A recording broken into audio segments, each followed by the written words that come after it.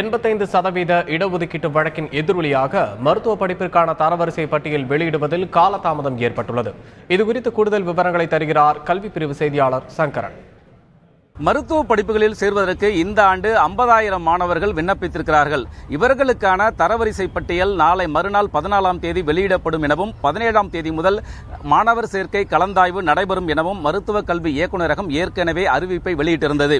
இதற்கிடையே தமிழக அரசிற்கு இருக்கக்கூடிய மொத்த இடங்களில் 85 விழுக்காடு இடங்கள் மாநில பாடத்திட்டத்தின் கீழ் படித்து விண்ணப்பித்த மாணவர்களுக்கும் 15 விழுக்காடு இடங்கள் CBSE உள்ளிட்ட மற்ற பாடத்திட்டங்களில் படித்த மாணவர்களுக்கும் வழங்கப்படும் என்ற ஒரு அறிவிப்பை வெளியிட்ட தமிழக அரசு இது தொடர்பான ஒரு அரசாணையை கடந்த மாதம் 22ஆம் தேதி வெளியிட்டது. இந்த அரசாணையை எதிர்த்து பலரும் சென்னை உயர்நீதிமன்றத்தில் வழக்கு தொடர்ந்தனர். இந்த வழக்கினுடைய விசாரணை முடிந்து தீர்ப்பு தள்ளி வைக்கப்பட்டிருக்கிறது.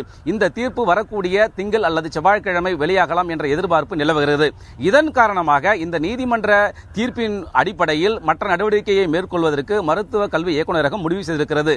இதன் காரணமாக நாளை மறுநாள் காலை மருத்துவ படிப்பிற்கான தரவரிசை பட்டியல் வெளியிடப்படாது என்ற ஒரு தகவலை அதிகாரிகள் வெளியிட்டிருக்கிறார்கள். மேலும் இந்த தரவரிசை பட்டியல் தேதி மற்றும் கலந்தாய்வு எந்த தேதியில் துவங்கும் என்பது குறித்த முழுமையான விவரங்கள் நீதிமன்றத்தினுடைய தீர்ப்பின் அடிப்படையில் வெளியிடப்படும் என்ற ஒரு தகவலையும் அதிகாரிகள் தெரிவித்திருக்கிறார்கள். மேலும் இந்த மருத்துவ கல்வி படிப்பிற்கான கலந்தாய்வு தள்ளி போவதன் காரணமாக பொறியியல் படிப்பிற்கான கலந்தாய்வு, அதேபோல கால்நடை மருத்துவ படிப்பிற்கான கலந்தாய்வு என 2 படிப்புகளும் மேலும் தள்ளி போகக்கூடிய சூழல் உருவாகி இருக்கிறது. தந்தை டிவி செய்திகளுக்காக ஒளிப்பதிவாளர் லூகாசுடன் சங்கரன்.